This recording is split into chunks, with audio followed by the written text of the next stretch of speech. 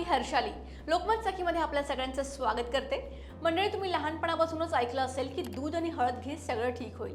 लहानपणी लागलं, सर्दी झाली, अंग दुखत असेल किंवा परीक्षा असेल किंवा अगदी थकवा जाणवत असेल तर हळद आणि दूध हे घरगुती औषध ठरलेलं. पण प्रश्न असा आहे की खरंच हळद आणि दूध इतकं चमत्कारी आहे का, की आपण त्यावर फक्त विश्वास ठेवतो किंवा आधीपासून चालत आलेला उपाय आहे म्हणून करतो? तर याचं नेमकं सायंटिफिक रिझन काय आहे आणि खरंच दूध आणि हळद प्यायल्यावर काय होतं हे जाणून घेण्यासाठी व्हिडिओ शेवटपर्यंत नक्की पहा. So to be very practical, हळदीमध्ये एक घटक असतं कर्क्युमिन आणि हा घटक अँटी इन्फ्लेमेटरी म्हणजेच सूज कमी करणारा आणि अँटीऑक्सिडंट म्हणजेच पेशींना नुकसान होण्यापासून वाचवणारा आहे. म्हणजे हळद फक्त एक कलर किंवा चव नाहीये, तर त्यामध्ये एक औषधी गुणधर्म असलेली गोष्ट आहे. आता दूध म्हणजे प्रोटीन, कॅल्शियम आणि फॅटचा चांगला स्रोत. दुधामुळे बॉडीला एनर्जी मिळते आणि काही प्रमाणात स्नायू यामुळे रिपेअर होत असतात. आता हे दोन्ही एकत्र आल्यावर काय होतं, तर सगळ्यात पहिला फायदा म्हणजे पेन आणि सूज जी असेल ती कमी होते. हळदीमध्ये जो घटक असतो त्यामध्ये इन्फ्लेमेशन कमी करायला तो घटक मदत करतो. म्हणूनच अंगदुखी, गुडघेदुखी, थकवा किंवा हलकी सूज असेल तर हळद आणि दूध हे एनी टाईम चांगलं आहे. पण इथे एक लक्षात ठेवा, हे पेन किलर नाही आहे. म्हणजे जर प्रचंड वेदना होत असतील तर त्यामध्ये हे बिचारे दूध आणि हळद काहीच करू शकत नाही. सो छोटं मोठं जे दुखणं असतं त्यासाठी हे नक्कीच गुणकारी आहे. तर आता दुसरा मुद्दा म्हणजे इम्युनिटी वाढते का, तर हो, पण लिमिटमध्ये.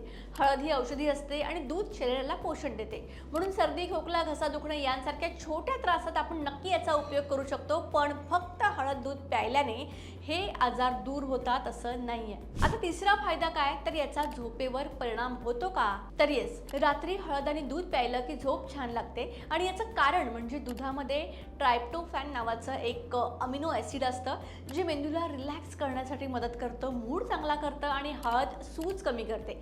त्यामुळे आपल्या बॉडीला आराम मिळतो आणि झोप यामुळे चांगली लागते. तर आता चौथा मुद्दा म्हणजे जखम लवकर भरते का, हो, काही प्रमाणात. हळद जखम बरी होण्याच्या प्रक्रियेला मदत करते. लहानपणी रक्त आल्यावर आपण हळदच लावायचो आणि म्हणूनच ऑपरेशन नंतर किंवा बॉडीला जेव्हा काहीतरी आतून इजा होते तेव्हा डॉक्टर सुद्धा कधी कधी सांगतात की हळद दूध घ्या. पण हा एक उपचारांचा काही मोठा पर्याय नाहीये, हा फक्त एक सपोर्ट आहे. आता एक महत्त्वाचा प्रश्न, हळद आणि दूध सगळ्यांसाठी योग्य आहे का, तर नाही.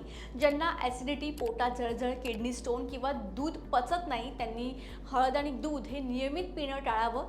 काही लोकांना हळदीमुळे पोट बिघडू शकतं आणि सगळ्यात महत्त्वाचं म्हणजे काय, तर हळद खूप जास्त प्रमाणात घेतली तर याचा फायदा होत नाही, उलटं नुकसान होतं.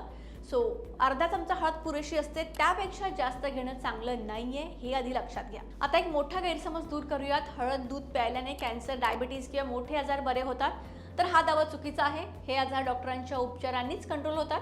सो हळद आणि दूध हे खरंच उपयुक्त आहे, पण असं काही मोठं मॅजिक नाही आहे किंवा हे बॉडीसाठी खूप इफेक्टिव्ह सुद्धा आहे. पण सूज कमी करतं, झोप सुधारायला मदत करतं आणि काही छोट्या मोठ्या त्रासांसाठी हे नक्कीच गुणकारी आहे.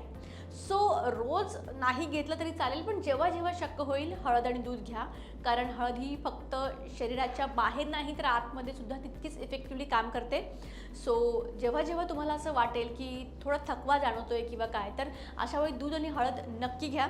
तुम्हाला याचा नक्की नक्की नक्की फायदा होईल. व्हिडिओ आवडला असेल तर लाईक करा, शेअर करा आणि चॅनलला सबस्क्राईब करायला विसरू नका.